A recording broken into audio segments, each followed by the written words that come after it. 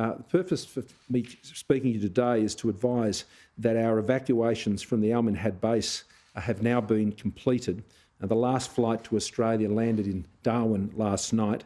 More than 3,500 people have now been evacuated from AMAB to Australia, and that includes over 100 who have been evacuated from other locations after leaving Afghanistan. I said to you here that we would now move into the next phase of our program, our humanitarian program, to bring people to Australia under that set of measures that we have put in place. And so we have been able to conduct one flight that has brought people directly from that region to AMAB. They have been joined by others who were evacuated by other countries over the course of those very difficult few weeks when we were all engaged in the evacuation program. We've been able to identify those individuals who our partners were able to evacuate. They were brought to AMAB, and they have now been brought to Australia.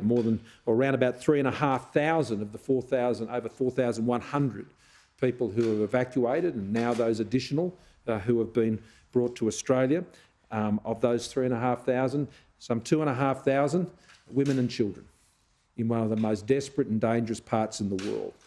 That evacuation initiative and effort that was undertaken by our ADF together with the Department of Home Affairs and the Department of Foreign Affairs and Trade was one of their finest moments, and I want to thank everybody again who has been involved.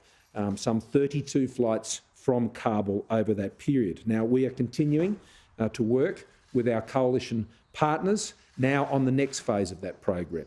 A Special Representative Daniel Sloper has been appointed to address those issues regarding Afghanistan when it comes to making arrangements to support the humanitarian program in partnership with our other allies and partners in the region.